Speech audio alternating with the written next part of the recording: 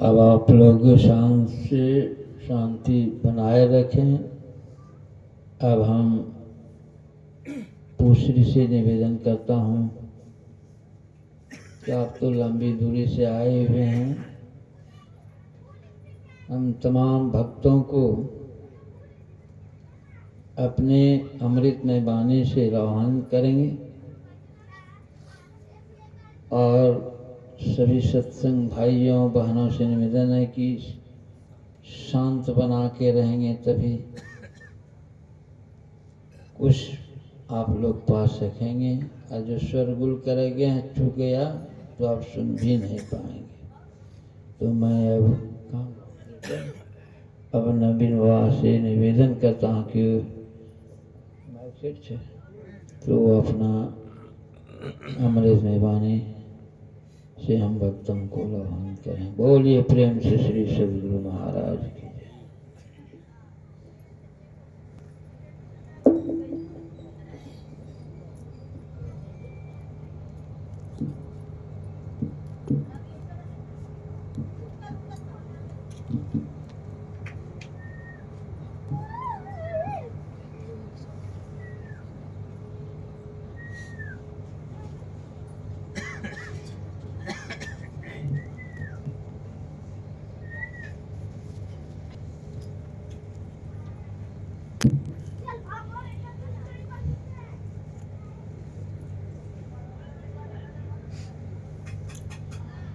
बोलिए प्रेम से श्री सद्गुरु महाराज की जय। श्री सद्गुरु महाराज की जय। श्री सद्गुरु महाराज की जय। एक बार हम लोग आस्था और विश्वास के साथ बुलंद स्वर में गुरु महाराज का श्री जय घोष करें। श्री सद्गुरु महाराज की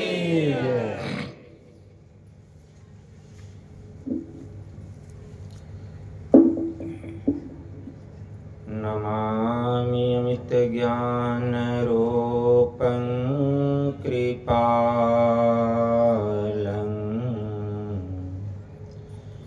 अगम बोधदाता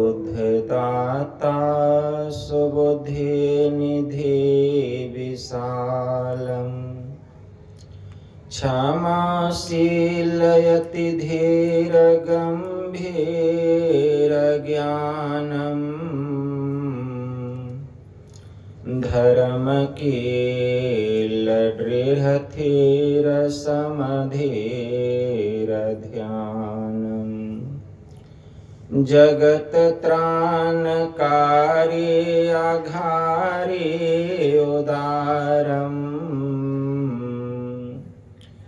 भगत प्राण रूपं दयागुण अपारं नमो सतगुरुम ज्ञान दाता सुस्वामी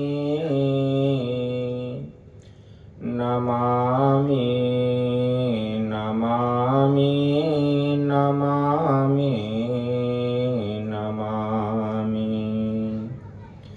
नमामि नमामि नमामि महाराज सद्गुरु है राजन को राजा है जिनकी कृपा से सरै सर्व काजा भने में ही सोई परम गुरु नमामि नमामि नमामि नमामि नमामि नमामि नमामि नमामि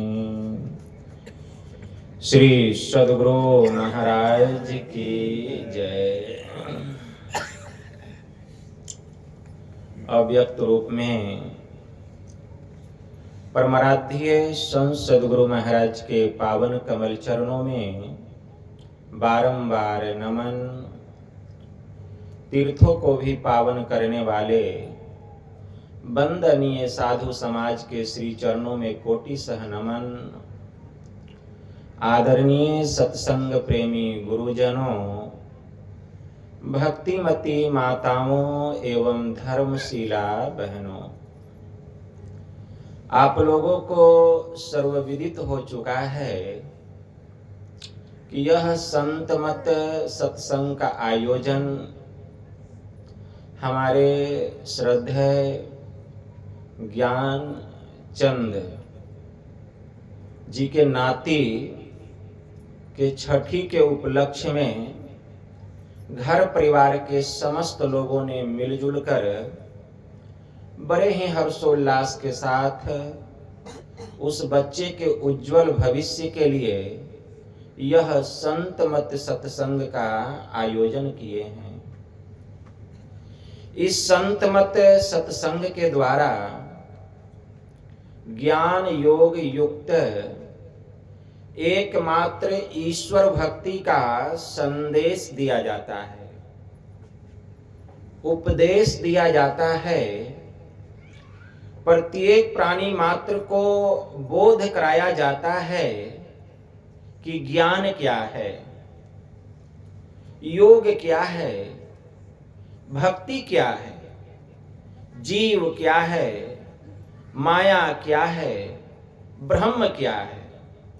इन सभी रहस्यमयी बातों का ज्ञान सत्संग के माध्यम से यह जो जीव अबोध बना हुआ है, सत्संग श्रवण करते करते एक दिन वह सुबोध और परम ज्ञानी हो जाता है। अभी संत स्तुति और गुरु वंदना से पाठ का शुभारंभ हुआ।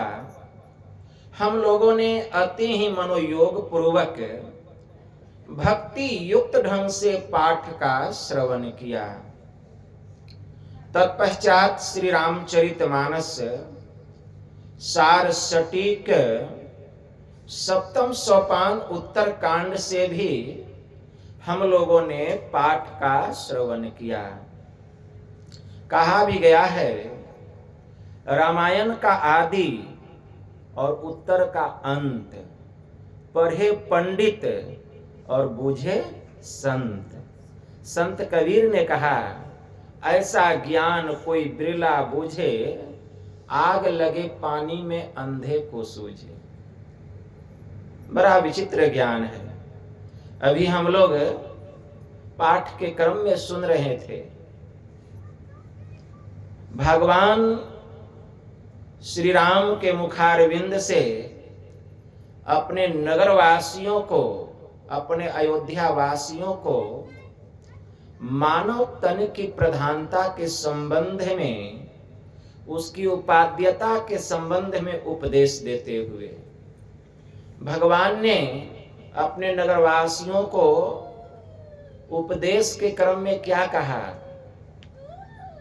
अमृत ज्ञान का उपदेश किया है भगवान ने। लेकिन इस अमृत ज्ञान को समझना बहुत कठिन है। भगवान ने कहा कि हे मेरे नगरवासियों, बड़े भाग मानुष तन पावा, असुर दुर्लभ सब ग्रंथ ही गावा। साधन धाम मोक्ष कर द्वारा, पाई न जेहि परलोक समारा। सो परत्र दुख पावई, सिर धुनि धुनि पछताई। काल ही कर्म ही ईश्वर ही, मिथ्या दोष लगाई। नर तन पाई विषय मन देही, पलटी सुधाते सठ विष लेही। एहि तन कर फल विषय न भाई, स्वर्ग स्वल्प अंत दुखदाई। ताहि कबहू भल कहै न कोई, गुंजा ग्रहई परसमनि खोई। आकर 4,84,00,000, जोनी भ्रमत यह जीव अविनाशी। फिरत सदा माया कर प्रेरा, अकाल कर्म स्वभाव गुण घेरा। कबहू की करी करुणा नर देही, अदेत ईस बिनु हेतु सनेही। नर तन भव वारिधि कह वेरो, सन्मुख मरुत अनुग्रह मेरो। करन धार सद गुर दृढ़ नावा, दुर्लभ साज सुलभ करी पावा। जो न तरई भव सागर, नर समाज अस पाई। सो कृत निंदक मंदमती, आत्म हन गति जाई। भगवान ने बड़ा अच्छा कहा कि हे मेरे नगरवासियों, यह जो मनुष्य का शरीर हम लोगों को मिला है, तुम लोगों को मिला है, बड़े भाग्य से मिला है, बड़े भाग्य से मिला है। 84 लाख प्रकार की योनियां बतलाई गई और 84 लाख प्रकार की योनियों में 83,99,999 भोग योनियां हैं। केवल एक मानव तन ही कर्म योनि है। केवल एक मानव शरीर जो हम लोगों को मिला है। 84 लाख योनियों में भटकने के बाद पता नहीं कौन सा पुण्य प्रकट हुआ है, परमात्मा की कैसी कृपा हुई। अकारण ही स्नेह करने वाले जो परम पिता परमात्मा हैं, अपने जीव को जब दुखी देखते हैं, तड़पते हुए, छटपटाते हुए, उनको दया आ जाती है। कबहू की करी करुणा नर देहि, देत ईस बिनु हेतु सनेही। प्रभु को दया आ गई, हमारे दुख को देख के वे द्रवित हो गए और दया करके उन्होंने हम जीवात्माओं पर कृपा किया और कहा कि जा, इस बार फिर मैं तुझे मनुष्य का शरीर देता हूं, कर्म योनि, फिर मनुष्य का शरीर देता हूं। किस लिए? हम लोगों को जो यह मनुष्य का शरीर मिला है, किस लिए? बड़े भाग्य से, जो कि देवताओं को भी दुर्लभ है, सुर दुर्लभ है। देवी देवता लोग ललायित रहते हैं। देवी देवताओं का जो शरीर है वह भोग योनि है, लेकिन मनुष्य का शरीर कर्म योनि है। देवी देवता लोग ललायित रहते हैं कि हमें भी ईश्वर मनुष्य का शरीर देते तो कितना अच्छा, हम भी परमात्मा की भक्ति करते। लेकिन माथा पटकते हैं, सिर पटकते हैं, स्वर्ग में सिर धुन धुन करके पछताते हैं, लेकिन उनको मनुष्य का शरीर नहीं मिलता है, नहीं मिलता है। लेकिन हम लोगों को मनुष्य का शरीर मिला है, लेकिन हम अभागे उसी के पीछे पड़े हुए, उसी के पीछे पड़े हुए। जिनको दुर्लभ है मनुष्य का शरीर, स्वर्ग में सिर धुन धुन करके पछताते हैं कि हमको मनुष्य का शरीर मिलता तो हम ईश्वर की भक्ति करते, और हम जीवात्माओं को मनुष्य का शरीर मिला हुआ है, हम उसी के पीछे दौड़ रहे हैं। कितने अभागे हैं। यह मनुष्य का शरीर मिला है एक ईश्वर की भक्ति करने के लिए, एक परमात्मा की भक्ति करने के लिए। जब देवी देवता लोग ललायित रहते हैं कि हे प्रभु हमें मनुष्य का शरीर दीजिए कि हम आपकी भक्ति करें, और जब हम लोगों को मिला है तो हम क्या कर रहे हैं? भगवान महायोगेश्वर श्री कृष्ण ने कहा, आहार निद्रा भय मैथुनश्च सामान्य में तत् पशु नरानाम ज्ञानम नरानाम अधिकम विशेषो ज्ञानेन ही न पशु भी समान। आहार भोजन करना, निद्रा सोना, भय डरना, मैथुन संतान को पैदा करना, एकदम पशु पक्षी वाला ये काम जो है हम कर रहे हैं। अरे यह काम तो जानवर भी करता है, यह तो जानवर भी करता है, वह भी सोता है, वह भी खाता है, उसको भी डर है, वह भी संतान को पैदा करता है। क्या हम उससे कुछ विशेष कर रहे हैं क्या? हम भी वही कर रहे हैं मनुष्य का शरीर पाकर। तो फिर हम में और पशु में अंतर क्या रह गया? कोई अंतर नहीं। लेकिन भगवान ने कहा अंतर है, अंतर है। ज्ञानम नरानाम अधिकम विशेषो। अगर मनुष्य को ज्ञान हो जाए तो मनुष्य पशु से श्रेष्ठ है, और नहीं तो ज्ञानेन हीनः पशु भी समान। ज्ञान से जो हीन मानव है वही पशु के समान है। तो कहेंगे बाबा हमको ज्ञान नहीं है। हाँ ज्ञान है, वही बच्चा पैदा करने का, खाने का, सोने का, एक दूसरे से डर है, यही ज्ञान है। इसी को ज्ञान कहा गया है। ज्ञान किसको कहा गया है? ज्ञान का मतलब क्या है? ज्ञान का मतलब अध्यात्म ज्ञान। और अध्यात्म शब्द की उत्पत्ति कैसे हुई है? अधि उपसर्ग के मिलने से अध्यात्म शब्द की उत्पत्ति होती है, जिसका अर्थ होता है संबंध। अर्थात जिस ज्ञान से इस आत्मा का परमात्मा से संबंध हो जाए उसी को अध्यात्म ज्ञान कहा गया। जिस ज्ञान से इस आत्मा का परमात्मा से मिलन हो जाए उसी को अध्यात्म ज्ञान कहा गया। भगवान शिव जी ने शिव गीता में कहा, इदम तीर्थम भ्रमति तामसः जनः आत्म तीर्थ न जानांसी कुतो मोक्षा सेनो प्रिय। कि हे देवी, जो तामसी प्रवृत्ति के लोग होते हैं वे इधर उधर जिधर तिधर यहाँ वहां जहां तहां जाते हैं और कहते हैं यह तीर्थ है तो यह धाम है, यह तीर्थ है तो वह धाम है। लेकिन आत्म तीर्थ को जाने बिना जीव का परम कल्याण नहीं होता।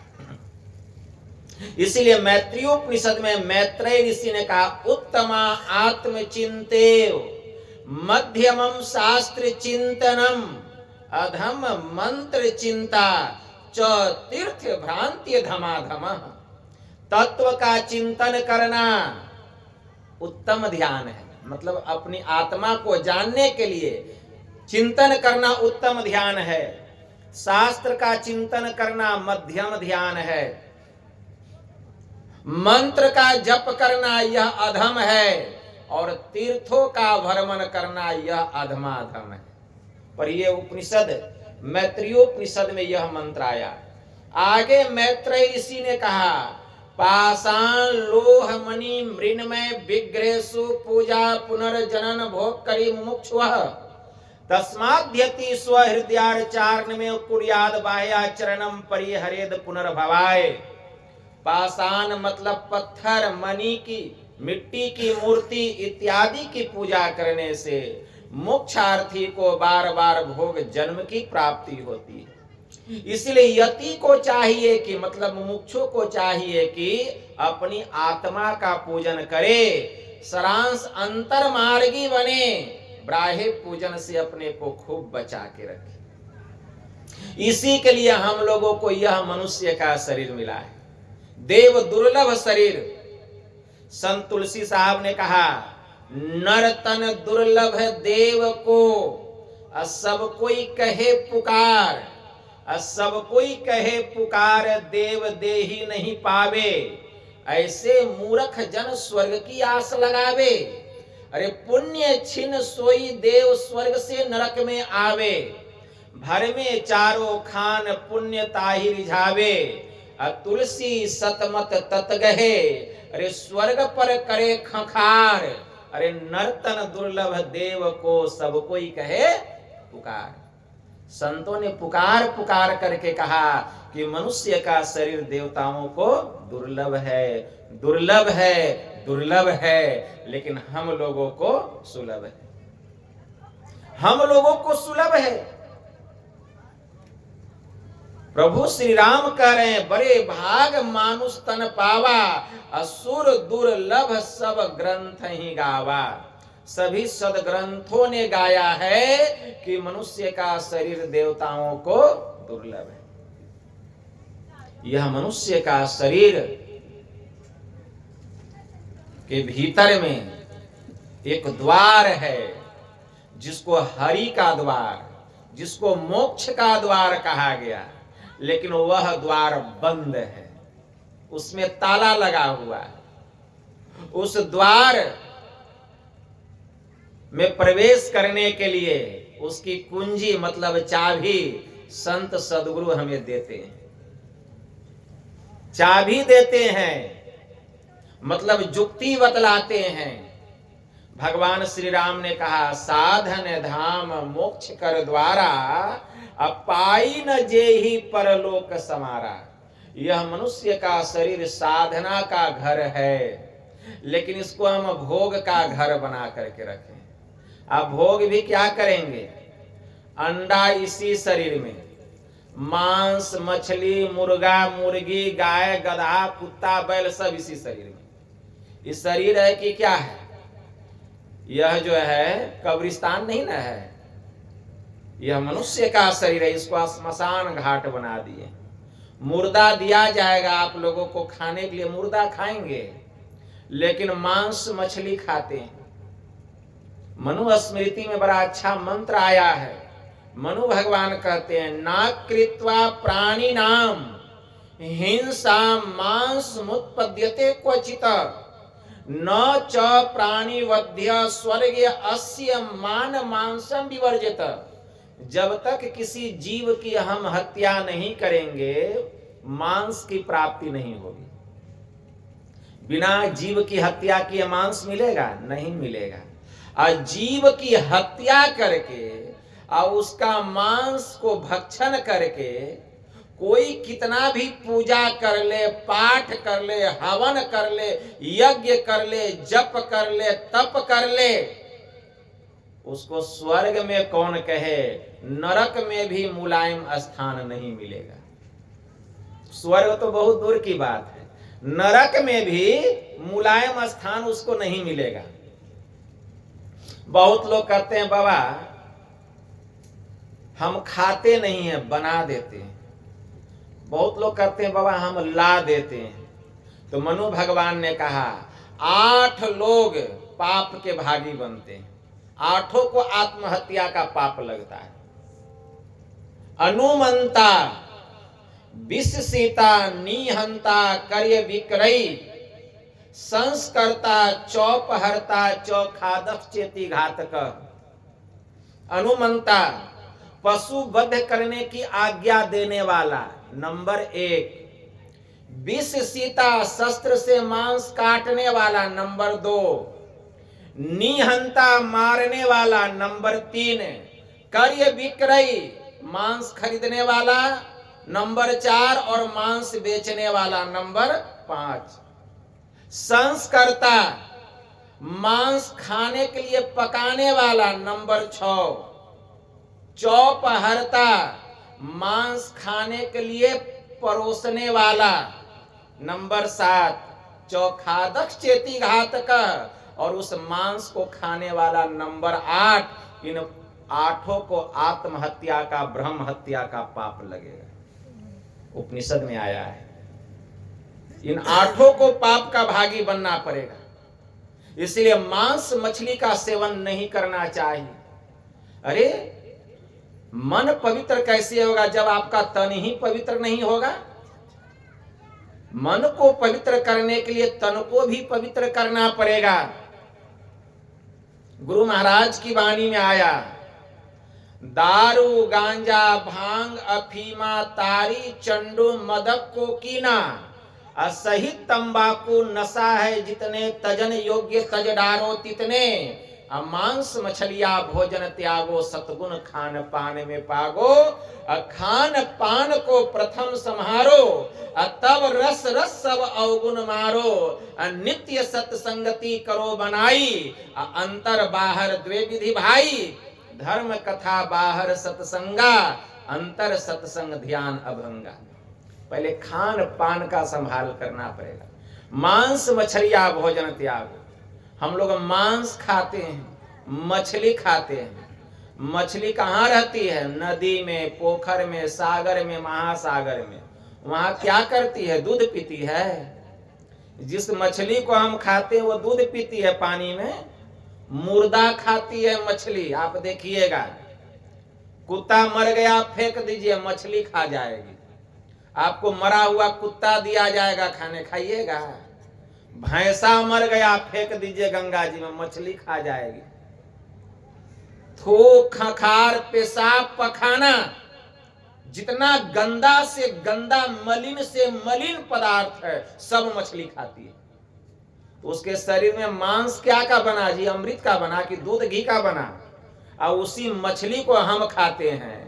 उसके शरीर में कौन रोग है नहीं है, और उसको खाएंगे तो कैंसर होगा, हैजा होगा, टीबी होगा, टाइफाइड होगा, मलेरिया होगा, डायरिया होगा, कहना मुश्किल है कौन रोग होगा। इसलिए मांस मछली का सेवन नहीं करना चाहिए। जीव का हत्या करना महापाप बतलाया गया। किसी जीव की हम हत्या करते हैं, आप अपनी एक उंगली काटिए, कितना दर्द होता है। किसी का गर्दन पर हम छुरी चलाते हैं। इसीलिए हमारे परमाराध्य कहने की कृपा किए कि खान पान को प्रथम संहारो।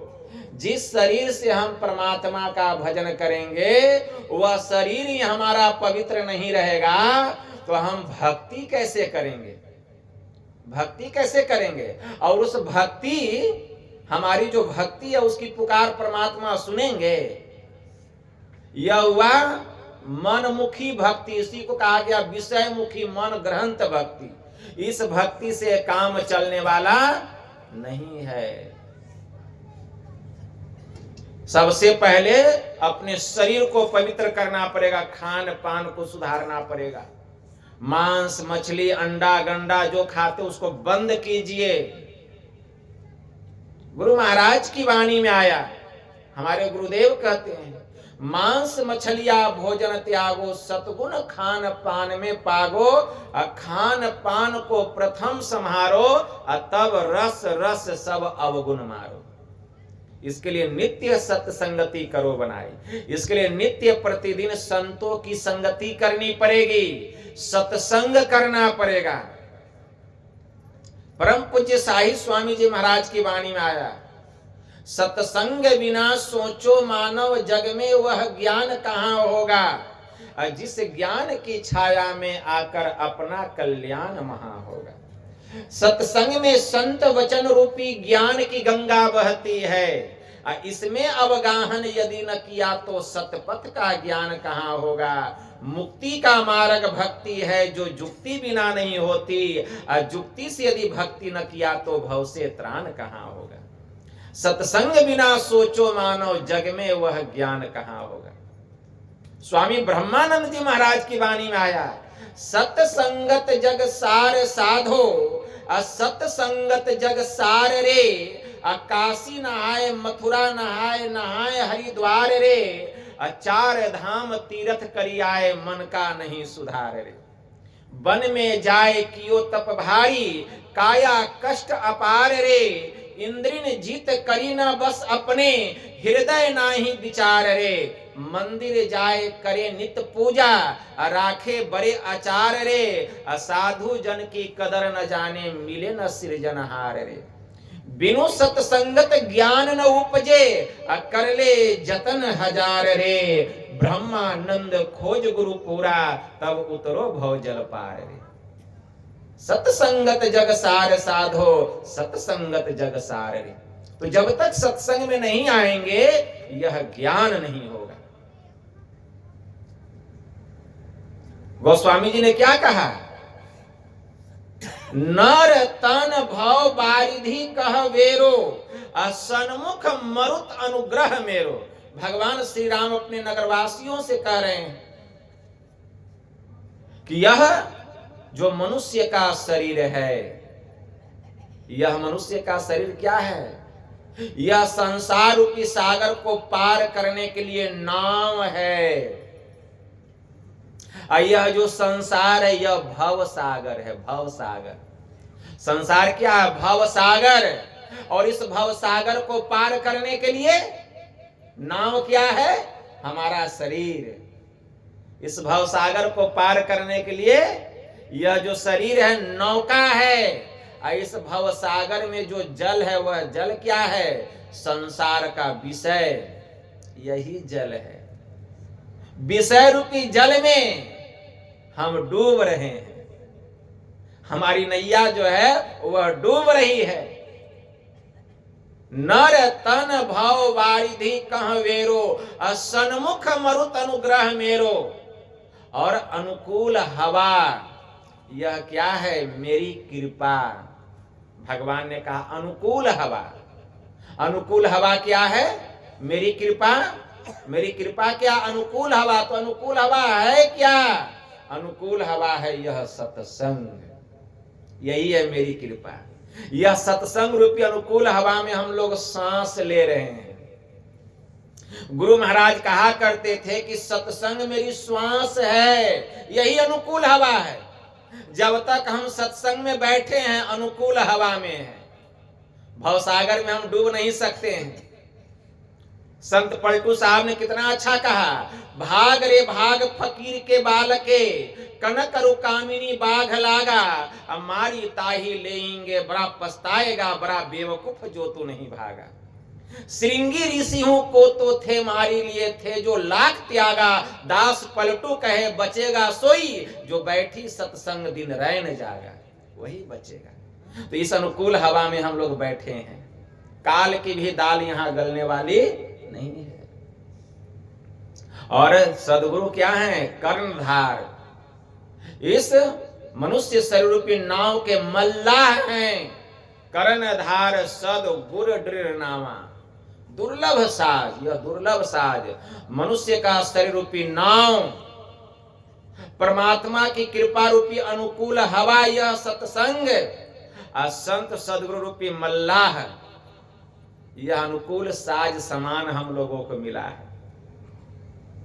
दुर्लभ साज सुलभ करी पाओ, यह दुर्लभ है। भगवान बुद्ध ने कहा था आनंद को कि आनंद, मनुष्य का शरीर मिलना दुर्लभ है। अगर मनुष्य का शरीर मिल गया तो सत्संग का मिलना दुर्लभ है। और अगर सत्संग का मिलना दुर्लभ हो गया तो समझिए बिना सत्संग का संत सदगुरु मिलने वाले नहीं है। और जब तक संत सदगुरु नहीं मिलेंगे जीव का परम कल्याण होने वाला नहीं। लेकिन परमात्मा के अनुकूल, परमात्मा की असीम कृपा है जो कि हम लोगों को ऐसा साज समान प्राप्त है। अगर ऐसा साज समान पाकर हम ईश्वर की भक्ति नहीं करते हैं तो गोस्वामी जी ने कहा कि हम कृतज्ञ हैं। हम परमात्मा के किए हुए उपकार को नहीं मानते हैं।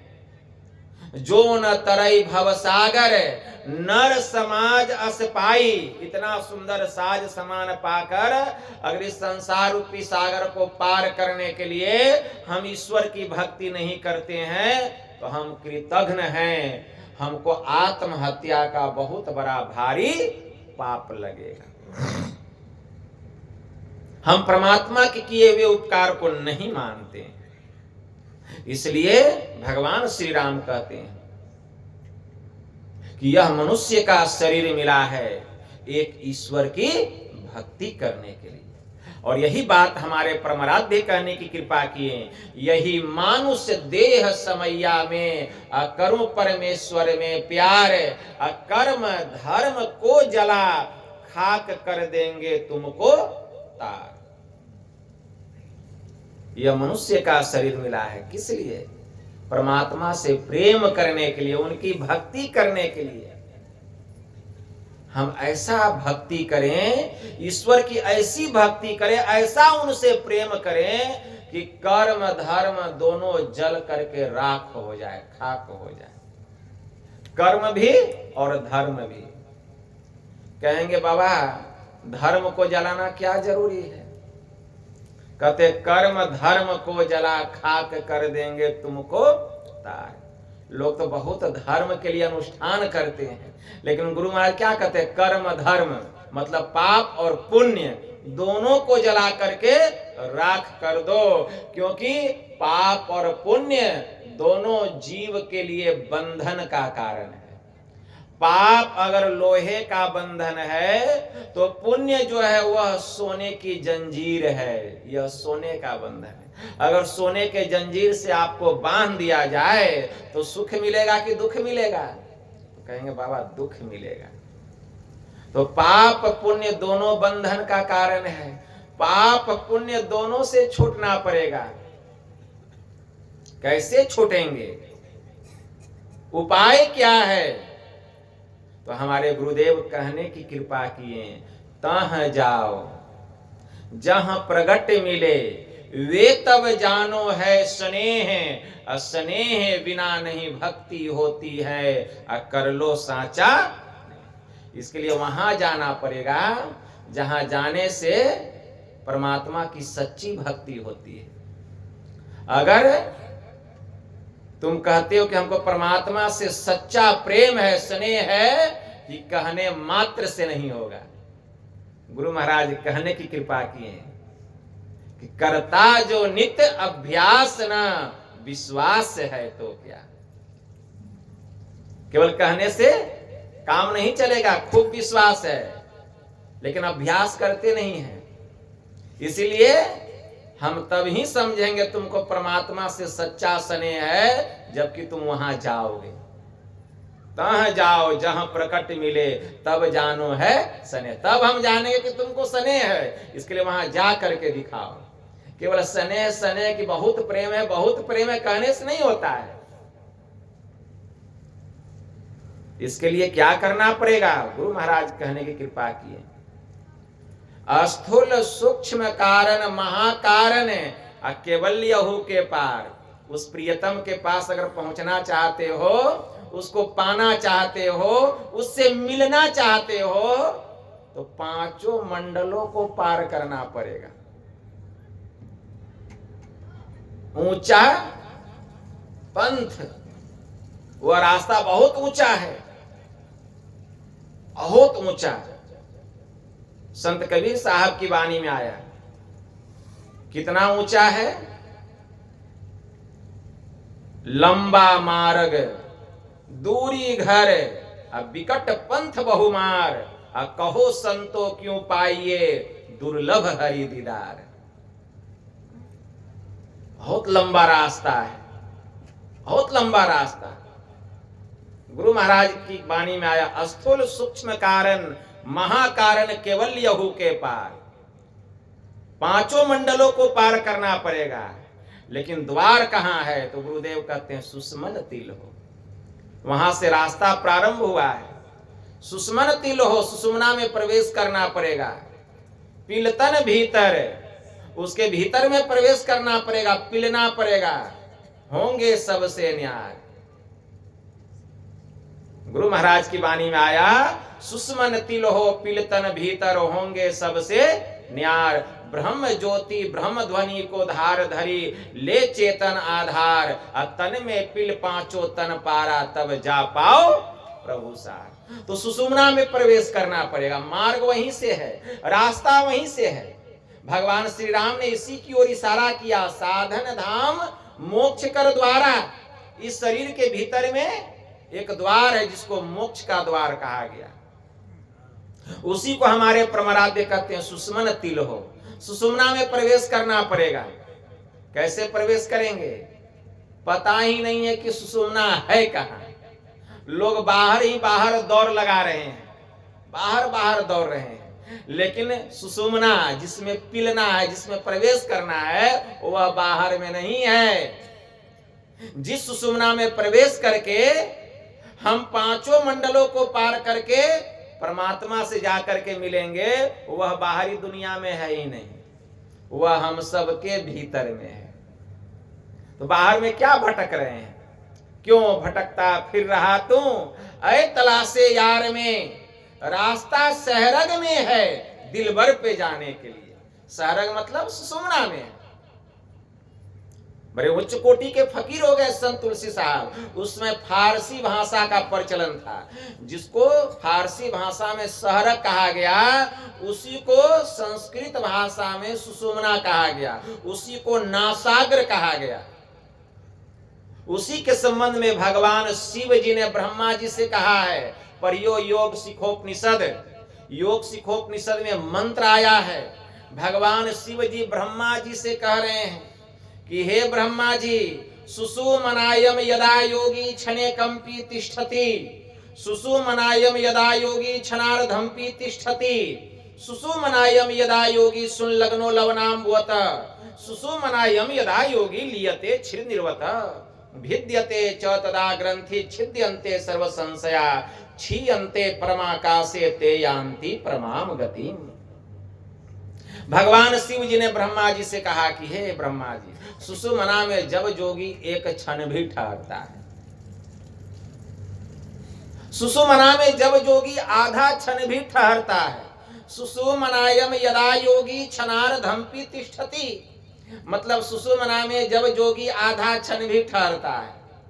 सुषुम्नायम यदा योगी सुनलग्नो लवनाम्बुवत, सुषुम्ना में जब जोगी नमक और पानी के समान घुल जाता है।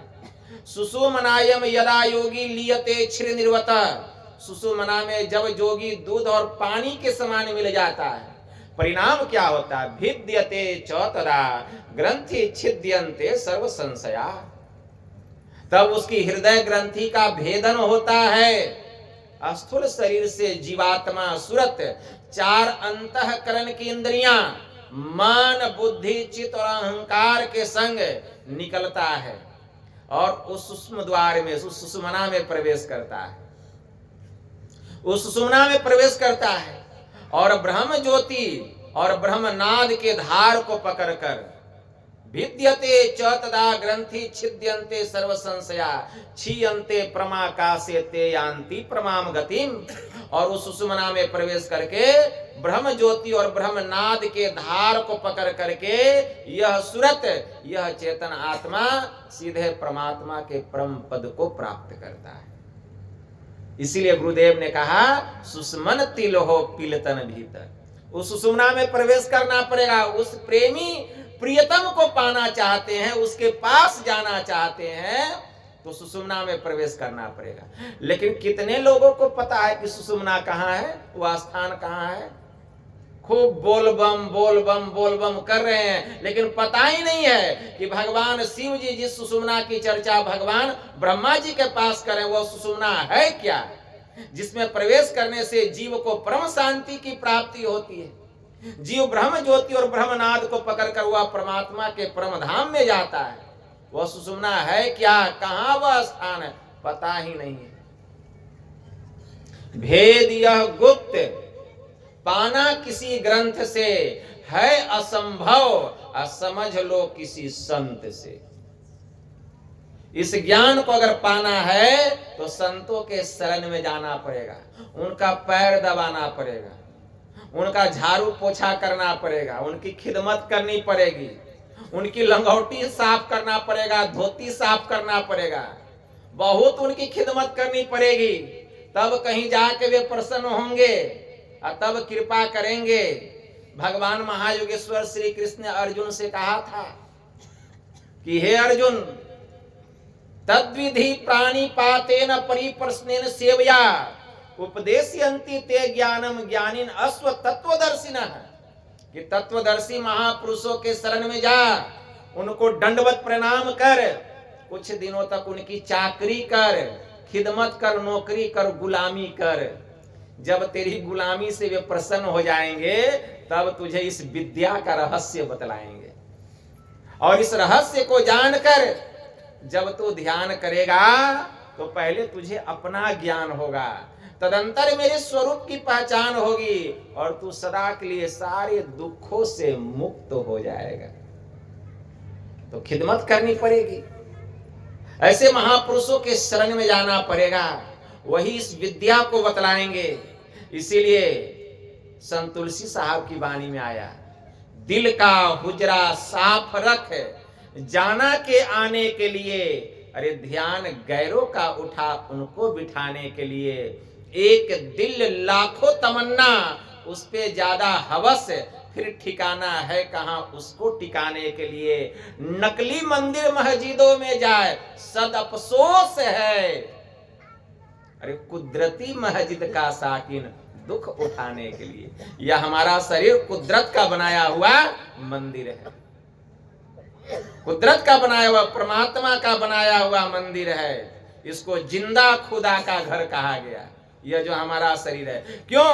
क्योंकि इसी शरीर में मोक्ष का द्वार है, बाहर के किसी मूर्त में मोक्ष का द्वार नहीं है। इसलिए यह जिंदा शिवालय है। भगवान शिव जी ने कहा इसको जिंदा शिवालय, ब्रह्मा जी से। बिंदु नाद महालिंगम शिव शक्ति निकेतनम, देहम शिवालयम प्रोक्तम सिद्धिधम सर्वदेही नाम।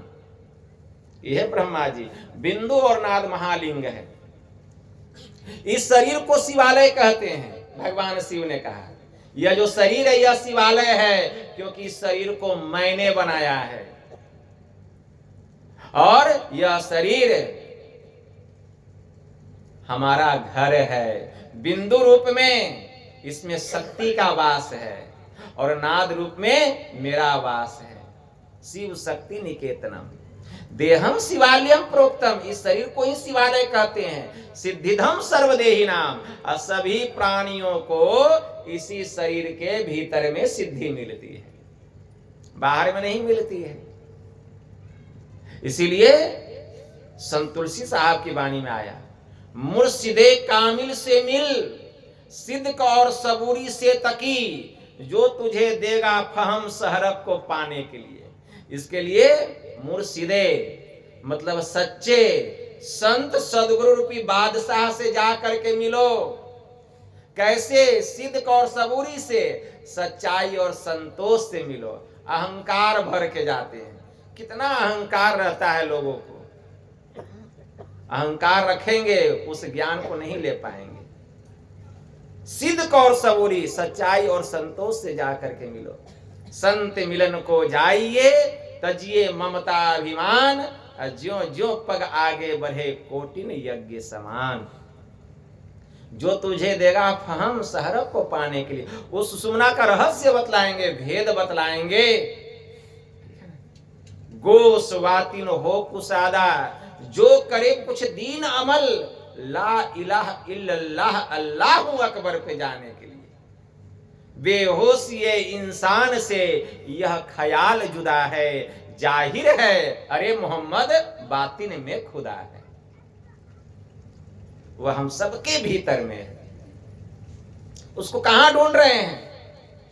लेकिन इसका रहस्य जानना पड़ेगा, इसका भेद जानना पड़ेगा। इसके लिए पहले अपना ज्ञान होना चाहिए। खुदा का ज्ञान पाने के लिए पहले अपना ज्ञान करना पड़ेगा। एक फकीर ने कहा, इबादत है किसी नासाद को फिर साद कर देना, इबादत है किसी बर्बाद को फिर आबाद कर देना। यही सीखा है सागर हमने मुर्शिद के कदम को छूकर, अब खुदा से हो अगर मिलना तो पता खुद का लगा लेना। यही उपदेश भगवान श्री राम कर रहे हैं, अमृत ज्ञान का उपदेश। क्या कर रहे हैं? साधन धाम मोक्ष कर द्वारा, अपाई न जेहि परलोक समारा। यह जो मनुष्य का शरीर, यह साधना का घर है और इस शरीर रूपी घर के भीतर में एक द्वार है जिसको मोक्ष का द्वार कहा गया। जो मनुष्य का शरीर पाकर उस मोक्ष के द्वार में प्रवेश करने के लिए अभ्यास नहीं करता है, प्रयास नहीं करता है, सो परत्र दुख पावई। वह इस लोक में और परलोक में दोनों जगह दुख पाता है। इस लोक में भी संसार के विषय प्रपंचों में पड़ा हुआ है, कभी उसका पता नहीं लगाया कि शरीर के भीतर में वह मोक्ष का द्वार कहाँ है। विषय भोग में डूबा हुआ है, रूप में, रस में, गंध में, स्पर्श में, शब्द में। भगवान श्री राम ने कहा ना, नर तन पाई विषय मन देही, अब पलटी सुधाते 60 विष लेही। एही तन कर फल विषय न भाई, स्वर्ग स्वल्प अंत दुखदाई। ताही कमहु भल कहई न कोई, गुंजा ग्रही परसमणि खोई। मतलब इस शरीर के भीतर में मोक्ष का द्वार है, लेकिन यह मनुष्य का शरीर पाकर जो उस मोक्ष के द्वार में प्रवेश करने का अभ्यास नहीं करता है, प्रयास नहीं करता है, वह इस लोक में मतलब इस संसार में सो परत्र दुख पावे। इस लोक में और परलोक मतलब शरीर को छोड़ के जहां गया वहां दोनों जगह दुख पाता है, सिर धुन धुन करके पछताता है, और झूठ ही कभी काल को, कभी कर्म को और कभी ईश्वर को वह मिथ्या दोष लगाता है। हम तुमको किस लिए भेजे थे धरती पर? अरे यह इतना सुंदर शरीर दिए और इस शरीर के भीतर मोक्ष का द्वार था, लेकिन तुमने उसमें प्रवेश करने के लिए कभी अभ्यास नहीं किया, प्रयास नहीं किया, संतों के शरण में नहीं गया। क्या किया? एकदम विषय भोग, नर तन पाई विषय मन देहि। मनुष्य का शरीर पाकर जो अपने मन को विषय में लगा करके रखता है, सुंदर सुंदर रूप, किसको अच्छा नहीं लगता है? सुंदर सुंदर रूप किसको अच्छा नहीं लगता है? सुंदर सुंदर शब्द किसको अच्छा नहीं लगता है? सुंदर सुंदर खुशबू किसको अच्छा नहीं लगता? सुगंध, सुंदर सुंदर स्वाद, थोड़ा खट्टा हो, मीठा मीठा हो, तीता चरपरा, छूने में स्पर्श, चमड़ा से छूते हैं, स्पर्श करते हैं, किसको अच्छा नहीं लगता है? इसी में हम पड़े हुए हैं, रूप में, शब्द में, गंध में, स्वाद में, स्पर्श में। इसी में फंस करके अपना जीवन को चौपट कर रहे हैं। संत कबीर साहब ने कहा, मन पांचों के बस में पड़ा, अब मन के बस नहीं पांच, अपने अपने स्वाद में सब ही नचावे नाच। गोस्वामी जी ने कहा, पांच ही पांच परस रस, गंध शब्द रूप, इनका कहा न कीजिए बहुरी परब भवकूप। आंख से देखते हैं सुंदर सुंदर रूप। कोई अगर पूछे कि रूप किसे कहते हैं, तो जो आंख से ग्रहण हो उसको रूप कहते हैं। कोई पूछे कि शब्द किसको कहते हैं, तो जो कान से ग्रहण हो उसको शब्द कहते हैं। कोई कहे कि गंध किसे कहते हैं, तो जो नासिका से ग्रहण हो उसी को गंध कहते हैं। अच्छा यह बतलाइए, नाक का जो विषय है, नाक से जो काम होता है वह काम आंख से होगा, और आंख से जो काम होता है वो नाक से होगा। आंख से क्या काम होता है? देखने का, रूप को देखते हैं। और नाक से क्या काम होता है? सुगंध दुर्गंध लेने का नाक से लेते हैं। आप कहें कि नाक से देखेंगे, आंख से सुगंध दुर्गंध लेंगे, होगा? तो जो इंद्रिय का जो विषय है, उस इंद्रिय के द्वारा उसी विषय को हम ग्रहण करेंगे। जैसे रूप जो है आंख का विषय है, तो रूप जब भी ग्रहण होगा आंख से ही होगा। शब्द कान का विषय है, तो शब्द को जब भी ग्रहण करेंगे कान से ही ग्रहण करेंगे, आंख से नहीं। कान को बंद कर लीजिए, कहें आंख से शब्द को सुनिए तो सुन पाएंगे। कहें आंख बंद कर लीजिए, कान से रूप को देखिए तो होगा। जिस तरह से एक एक इंद्रिय के द्वारा एक एक विषय का ज्ञान होता है। आंख के द्वारा रूप का ज्ञान, कान के द्वारा शब्द का ज्ञान, नासिका के द्वारा गंध का ज्ञान, जिह्वा के द्वारा स्वाद का ज्ञान, चमड़ा के द्वारा स्पर्श का ज्ञान। तो जैसे एक एक इंद्रियां एक एक विषय का ज्ञान करा देती है, जैसे एक एक इंद्रियां एक एक विषय का ज्ञान करा देती है, उसी प्रकार यह जो आत्मा है ईश्वर के स्वरूप का पहचान करा देता है। आत्मा का भी एक के विषय है, दो चार विषय नहीं है। जैसे एक एक इंद्रियां एक एक विषय का ज्ञान करा देती है, उसी तरह से शुद्ध चेतन आत्मा ब्रह्म के स्वरूप की पहचान करा देता है। हम कहेंगे क्यों नहीं हो रहा है? हमारे भीतर तो आत्मा है, लेकिन आत्मा भी बंधन में पड़ा हुआ है। शरीर और इंद्रियों के बंधन में यह कैद है, इसीलिए परमात्मा का ज्ञान नहीं हो रहा, उसकी पहचान नहीं हो रही। जैसे ही इसको अलग कर लेंगे शरीर से और इंद्रियों के आवरण से, देखिए ज्ञान होता है कि नहीं। जैसे आंख के द्वारा केवल रूप का ज्ञान होता है, कान के द्वारा केवल शब्द का ज्ञान होता है, उसी तरह चेतन आत्मा के द्वारा एक ब्रह्म का ज्ञान होता है। जिमी दूध के मथन से निकसत है घी जतन से, अतिमी ध्यान के लगन से पार ब्रह्म ले निहारा। जैसे दूध है और उसमें घी भी है, दूध में घी भी है, लेकिन घी दिखाई देता है? नहीं दिखाई देता। तो क्या कहेंगे कि दूध में घी नहीं है? है। जैसे शरीर है तो शरीर में आत्मा भी है, लेकिन दिखाई देता है, तो क्या कहेंगे? आत्मा नहीं है? है। शरीर के अंदर आत्मा है, लेकिन देख नहीं पाते। जिससे दूध के भीतर में घी है, लेकिन देख नहीं पाते हैं। लेकिन उसी दूध को जब मथानी से मथते हैं तो घी बाहर निकल जाता है। तब घी से जो काम होना चाहिए वह काम दूध से होता है। जब तक दूध के भीतर में घी था, आप कहें पूरी छान दीजिए, छान पाएंगे? दूध से पूरी नहीं छाना जाएगा। लेकिन दूध से जब घी को अलग कर लिए तब घी से हम पूरी छान लेंगे।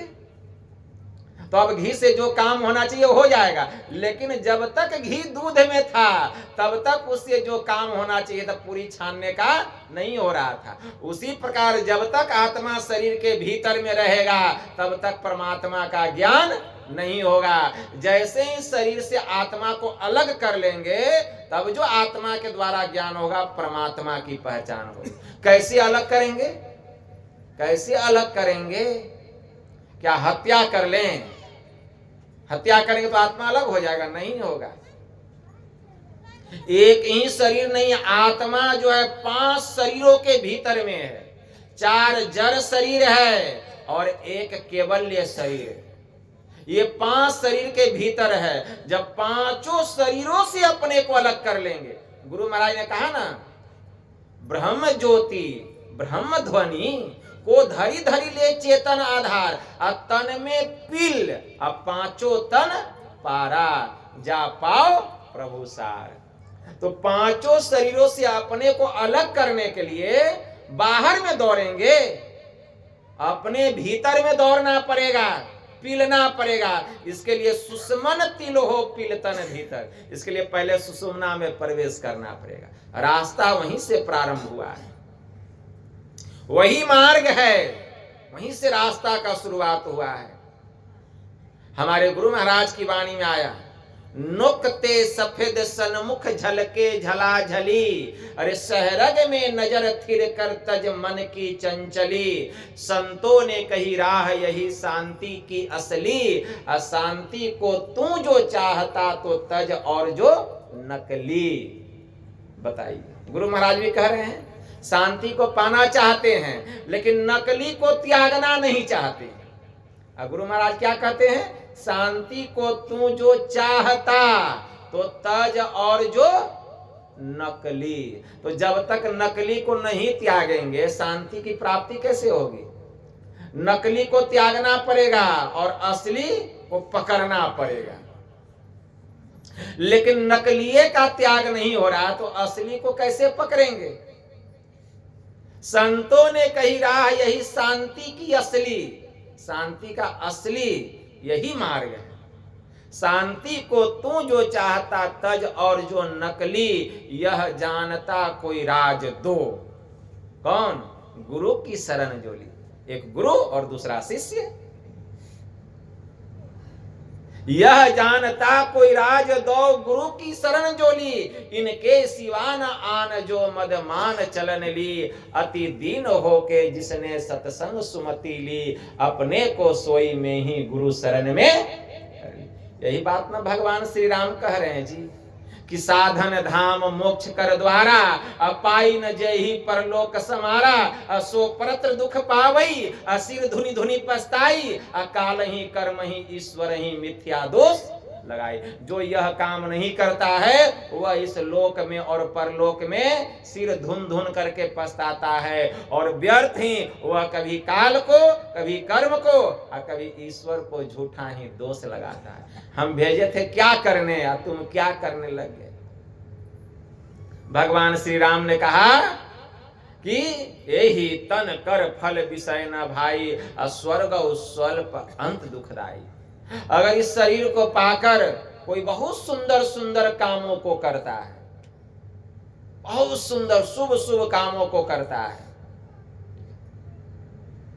इससे उसको स्वर्ग मिल गया, कुछ यज्ञ कर लिया, कुछ पूजा पाठ कर लिया, बाहर में कुछ हवन कर लिया, बहुत सुंदर सुंदर, कुछ किसी की बेटी का विवाह कर दिया, धर्मशाला बना दिया, किसी को कुछ दान कर दिया, बहुत सुंदर सुंदर कामों को करता है, और उस शुभ कर्म से अगर उसको स्वर्ग मिल भी गया तो वह स्वर्ग का सुख स्वल्प है, वह थोड़े काल का है। जब तक आप शुभ कर्म किए हैं तभी तक स्वर्ग, वो शुभ कर्म हुआ, ईश्वर की भक्ति नहीं हुआ। वो शुभ कर्म अलग होता है, अशुभ कर्म अलग होता है। ईश्वर की भक्ति का मतलब हुआ जो शुभ और अशुभ दोनों से आपको छुटकारा दिला दे। इसलिए ना हमारे परमाराध्य ने कहा, यही मानुष देह समैया में, करो परमेश्वर में प्यार, कर्म धर्म को जला खाक कर देंगे तुमको तार।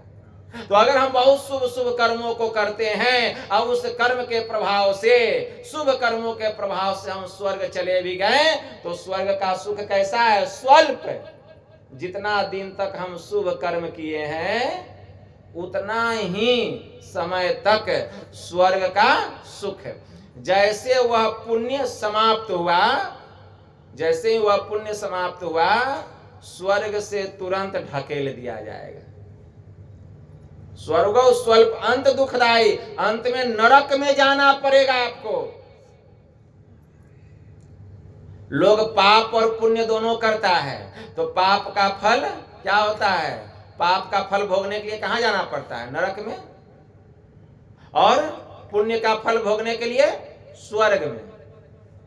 लेकिन पाप अगर बेसी है और पुण्य अगर कम है, तो जो कम है पहले उसका फल भोगना पड़ेगा, जो बेसी है उसका बाद में। अगर पुण्य कम है तो पहले पुण्य का फल भोगने के लिए स्वर्ग, और पाप बेसी है तो बाद में स्वर्ग से नरक, नरक जा करके पाप का फल दुख भोगेंगे। और अगर पुण्य बेसी है और पाप कम है तो पहले नरक पाप का फल भोगने के लिए, और फिर पुण्य बेसी है उसका फल भोगने के लिए फिर स्वर्ग। तो यही लेखा है, और उसके बाद फिर परमात्मा की जैसी मर्जी होगी उस अनुकूल योनि मिलेगा, शरीर में जाना पड़ेगा। लेकिन बात यह भी है, लोग शुभ कर्म कम करते हैं और अशुभ कर्म बेसी करते हैं। और क्या, कम करते भी हैं शुभ कर्म, लेकिन सुना देते हैं, हम फलाने का बेटी का शादी कर दिए, हम उसको 10,000 दे दिए, हम उसकी शादी में 20,000 दे दिए, 1 लाख दे दिए, सब पुण्य ही चौपट कर दिया। सुनाया तो क्या हुआ? पुण्य नाशे हो गया। तो बताइए, पुण्य जमा होगा, पुण्य कर देंगे और 10 को सुनाएंगे। जो बीज मिट्टी के ऊपर में रहता है उसको चिड़िया मैना चुग लेता है, और जो मिट्टी के अंदर जाता है उसी से अंकुर निकलता है। तो पुण्य हम जितना किए नहीं उससे कई गुना सुना दिए, वो पुण्य क्या हुआ? क्षय, नष्ट हो गया। हम तो एकदम छाती ठोक के कहते हैं कि हम ये पुण्य किए हैं। तो ये दुनिया के लोग को सुनाने से क्या होगा? वहां तो तुम्हारा खाता से हट गया, कट गया पुण्य, तुम सुना दिए। तो इसलिए लोग पुण्य कम करता है, पापे बेसी करता है, और कम भी करता है तो उसको सुना देता है। इसलिए सब कहां जाता है? सीधा नरक में। अगर थोड़ा सा पुण्य है तो कहां गया? स्वर्ग स्वल्प, थोड़ा सा पुण्य तो स्वर्ग गया, अंत दुखदाई, फिर नरक में गया। वही संत तुलसी साहब कहते हैं, पुण्य छिन सोई देव स्वर्ग से नरक में आवे, अब भर में चारों खान पुण्य ताहिरी जावे। तुलसी सतमत तत गहे, स्वर्ग पर करे खखार, नर्तन दुर्लभ देव को सब कोई कहे पुकार। तो यह जो मनुष्य का शरीर मिला, पाप और पुण्य दोनों से परे। वेदव्यास जी महाराज ने बाबा महाभारत में लिखा है, पुण्य फल न मिच्छन्ति, पुण्य फल न मिच्छन्ति पुण्यं नेच्छन्ति मानव, पाप फल न मिच्छन्ति पापम कुर्वन्ति यत्नतः। मनुष्य जो है पुण्य का फल सुख चाहता है, लेकिन पुण्य का काम करना नहीं चाहता। मनुष्य पाप का फल दुख नहीं चाहता है, लेकिन दिन रात पाप कर्मों में ही लगा रहता है। तो कहां से उसको सुख मिलेगा? इसीलिए हमारे गुरुदेव कहते हैं कि ईश्वर की भक्ति करो। यह मनुष्य का शरीर मिला है एक ईश्वर की भक्ति करने के लिए।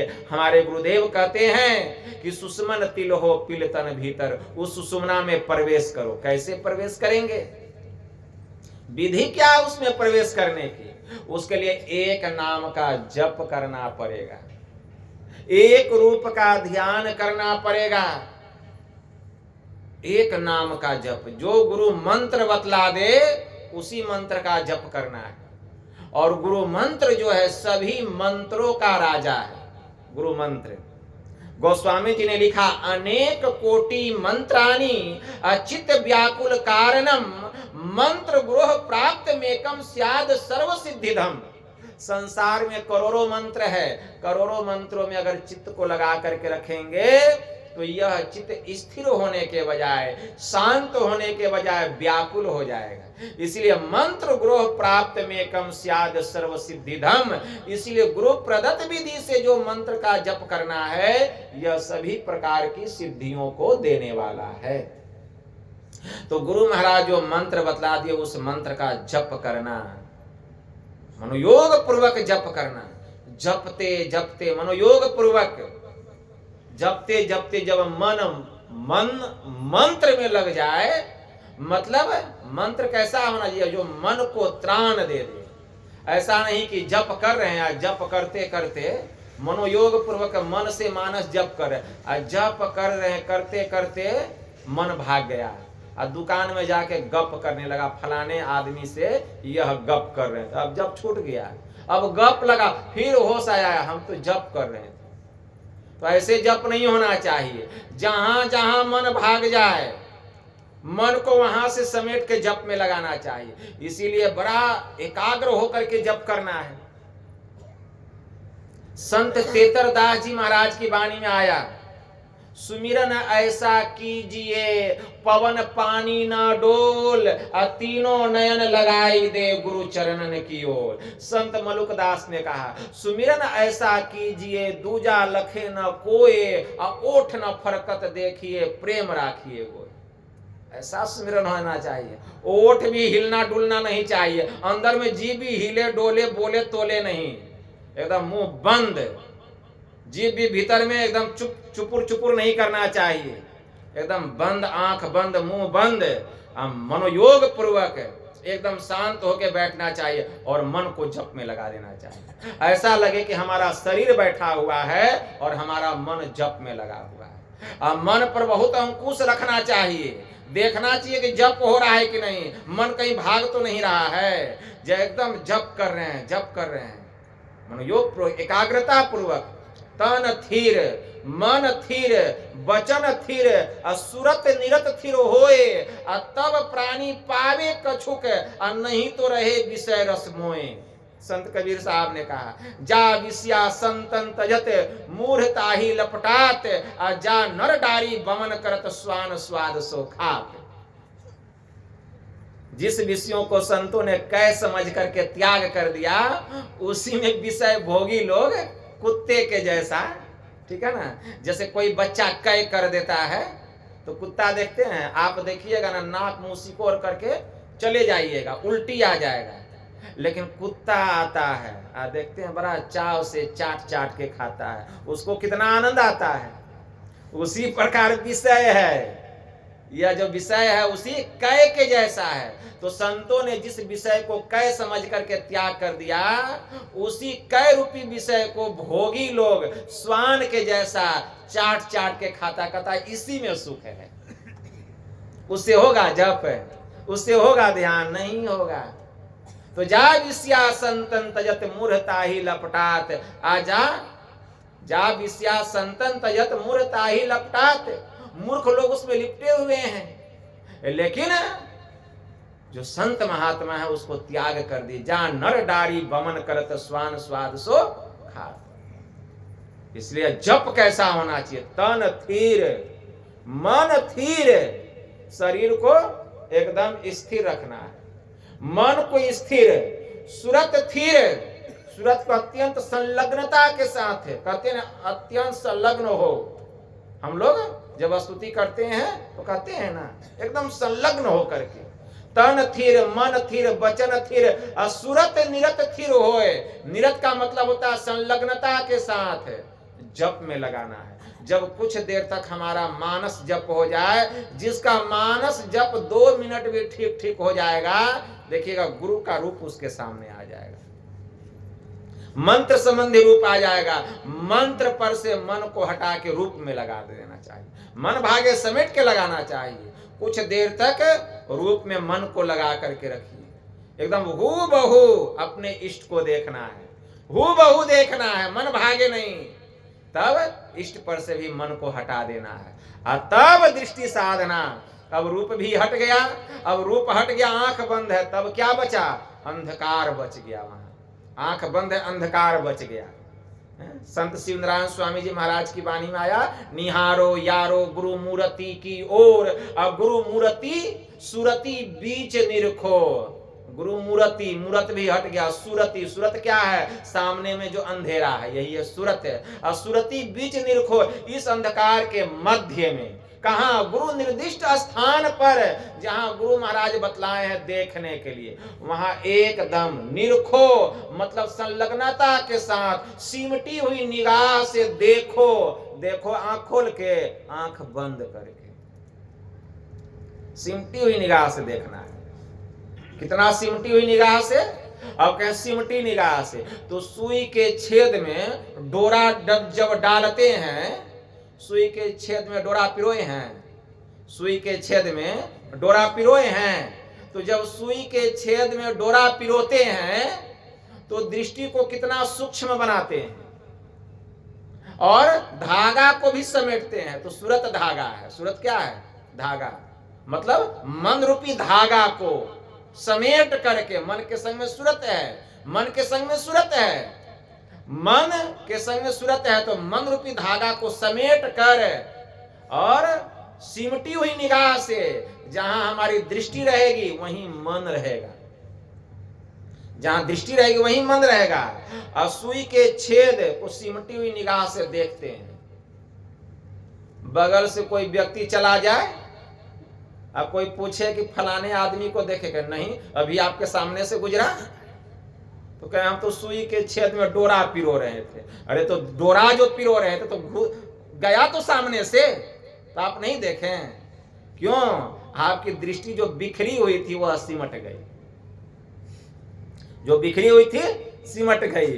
तो सिमटी हुई निगाह से देखना। सुई के छेद में डोरा पिरोते हैं, तब जाकर के डोरा, उसमें केवल सुई का छेद ही दिखाई देता है, और जहां कहीं इधर उधर दिखा डोरा घुसेगा ही नहीं। फिर उसको समेटिए और फिर पहनाइए, उसमें पिरोइए, तो उतना सिमटी हुई निगाह से वहां देखना है। कहे कबीर चरण चित राखो, और जो सुई बीच डोरा रे, उस तरह सिमटी हुई निगाह से वहां देखना। देखते देखते मन भागेगा। गुरु महाराज की वाणी में आया, जह जह मन भगी जाए ताही तह तह से तत्क्षण फेरी फेरी ले आइए, लगाइए ध्यय में आपन, ऐसे ही करी प्रत्याहार, धारणा धारण धरी के, अरे हाँ रे में ही औरों आगे बढ़िए चढ़िए धर धारा धरी के। इतना सिमटी हुई निगाह से देखना पड़ेगा। गुरु महाराज की वाणी में आया, दृष्टि योग अभ्यास अति ही करत कंपनी सहज ही छूटे, प्रौर होवे सुरत, तब तिल दरवाजा टूटे, नजर की जोर से, अरे हाँ रे में ही लगे टक टकी खूब जोर बर जोर से। साधन में पगी जाए अति ही गंभीर हो, या तन शुद्धि नहीं रहे धीर बलबीर सो, सांझ भोर दिवस रैन कछु जानत नाही, अरे हाँ रे में ही बाहर जरवत रहे, अरे माही चेतन सही, तजो पिंड चढ़ी जाओ ब्रह्मांड ही जो वीर हो, पेलो सुस्मन दृष्टि शिष्ट जो तीर हो, बिंदु नाद अगुवाई तुम ही ले जाएंगे, अरे हाँ रे में ही ज्योति सह बिंदु ज्योति सह नाद की सैर कराएंगे। इतना सिमटी हुई निगाह से देखेंगे, गुरु महाराज की कृपा होगी। जो करेगा उसी पर न कृपा होगा, और जो करेगा ही नहीं उस पर खाक कृपा होगा। करता जो नित अभ्यास न विश्वास है तो क्या। गुरु महाराज की वाणी में आया, सदगुरु कृपा की आस न, और आस है तो क्या, एक गुरु की कृपा। इस तरह से अभ्यास करेंगे, सिमटी हुई निगाह से देखेंगे, गुरु महाराज की कृपा होगी। दृष्टि की दोनों धार अंधकार को चीरती हुई उस तिल द्वार पर जाकर के टकराएगी। गुरु निर्दिष्ट स्थान पर देखेंगे, और उस तिल द्वार पर जैसे टकराएगी वह तिल खिड़की खुलेगा, अंधकार का मंडल फटेगा, और वहीं पर चमचमाता हुआ अत्यंत तेजस ज्योतिर्मय बिंदु वहां प्रकट हो जाएगा, दूध के जैसा प्रकाश। बिंदु उपनिषद में मंत्र आया, तेजस बिंदु परम ध्यानम विश्वात्म हृदय संस्थितम। योग हृदय में ध्यान लगाने से भीतर में तेजस बिंदु प्रकट होता है, वह बिंदु प्रकट हो जाएगा। तब उस बिंदु में प्रवेश कर जाइएगा, इस स्थूल शरीर से ऊपर, स्थूल मंडल से ऊपर उठ जाएंगे, सूक्ष्म मंडल में चले जाएंगे, अंधकार से निकल करके प्रकाश मंडल में चले जाएंगे।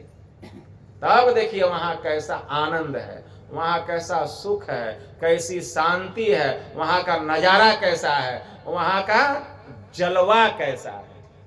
संत तुलसी साहब ने कहा ना, अरे ऐ तकी तकते रहो, मुर्शद ने ये पंजा दिया, बेहोश हो मत छोड़ियो, गर चाहे तू जलवा पिया, होगा फजल दरगाह तक, होगा फजल दरगाह तक, खौफो खतर की जा नहीं, सीधे चले जाना वहां, मुर्शद ने यह फतवा दिया। क्या और कोई गया है? संत तुलसी साहब कहते हैं तकी नाम के मुसलमान को, हाँ जी, मंसूर, सरमद, बुवली, शम्स मौलाना हुए, सभी पहुंचे इसी राह से जो भी आप लोगों को बतलाएं। जिसने कि दिल को पुख्ता किया, यह राह मंजिल इश्क है, पर पहुंचना मुश्किल नहीं, मुश्किल कुशा है रोबरू, जिसने तुझे पंजा दिया। तुलसी कहे सुन ऐ तकी, यह राज बातिन है जुदा, यह बहुत महीन राज है, गुप्त राज है, छुपा हुआ है यह ज्ञान, रखना हिफाजत से, इसे बहुत हिफाजत से संभाल कर रखना, तुझको निशान ऊंचा दिया, बहुत सर्वश्रेष्ठ ज्ञान मैंने तुमको बतलाया। यह ज्ञान हीरा, यही है ब्रह्म ज्ञान। इसी ब्रह्म ज्ञान का, इसी अमृत ज्ञान का उपदेश भगवान श्री राम अपने नगरवासियों को कर रहे हैं। यही काम करने के लिए हम लोगों को यह मनुष्य का शरीर मिला है, यही है ईश्वर की भक्ति। अगर यह काम करेंगे तो पाप और पुण्य दोनों से परे हो जाएंगे। जैसे उस द्वार में प्रवेश करेंगे, जितना पाप है सब जल के स्वाहा। भगवान कृष्ण ने कहा उत्तर गीता में, मुहूर्तमपि योग गच्छे नासागरे मनसास सर्वम तरति। भगवान महायोगेश्वर श्री कृष्ण कहते हैं कि सैकड़ों जन्मों का किया हुआ पाप अगर एक मुहूर्त भी, एक क्षण भी जो मन सहित नासागर में जाकर के ठहरता है, मुहूर्तमपि योग गच्छे नासागरे मनसास, जो एक मुहूर्त के लिए, एक क्षण के लिए भी मन सहित नासागर में जाकर के ठहरता है या मन को रोक करके रखता है, तो सैकड़ों जन्मों का किया हुआ पाप साफ हो जाता है। तो जो यह काम करेगा उसी का ना होगा। और नहीं करेगा तो भगवान श्री राम ने कह दिया सो परत्र दुख पावई, सिर धुनी धुनी पछताई, काल ही कर्म ही ईश्वर ही मिथ्या दोष लगाई। तो यही काम करना है, और नहीं तो फिर पछताना पड़ेगा। फिर झूठी काल को दोष देंगे, कर्म को दोष देंगे, ईश्वर को दोष देंगे, लेकिन अपना दोष नहीं लगाएंगे। तो ये अमृत का उपदेश करें, बहुत बड़ा प्रसंग है। इस पर व्याख्या करते करते बहुत समय लगेगा, समय का भी अभाव है। देखते हैं 1 घंटा 20 मिनट हो गया। तो यही थोड़ा सा मैं आप लोगों की सेवा में कहा, फिर कभी मौका मिलेगा तो भरपूर समय देंगे। बस इतना ही कहकर मैं गुरु महाराज के श्री चरणों में प्रेम पुष्प समर्पित करते हुए अपनी वाणी को विराम देता हूँ। यह संत मत सत्संग का आयोजन हमारे ज्ञान चंद्र जी ने, देखते हैं ज्ञान चंद्र मतलब ज्ञान के निकेतन, ज्ञान के चंद्रमा, उनका नाती हुआ है, और नाती के छठी पर यह सत्संग हो रहा है। मैं गुरु महाराज से प्रार्थना करता हूँ कि उस बच्चे का भविष्य उज्जवल हो, वह संस्कारी बने, गुरु महाराज का भक्त बने, और बराबर उसके जन्मोत्सव पर सत्संग होता रहे, ताकि सत्संग का यह लाभ आप लोगों को प्राप्त हो। बोलिए प्रेम से श्री सद्गुरु महाराज की जय। चलिए, हाँ बहुत टाइम है। आरती कीजिएगा। अभी आप लोगों ने पुष्टि से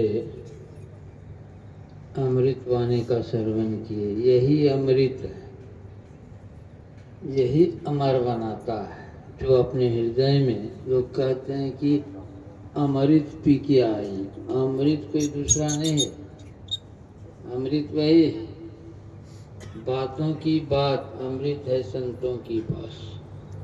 तो जो संत महापुरुषों जो शब्द निकलता है वही अमृत है, जो उस सुनकर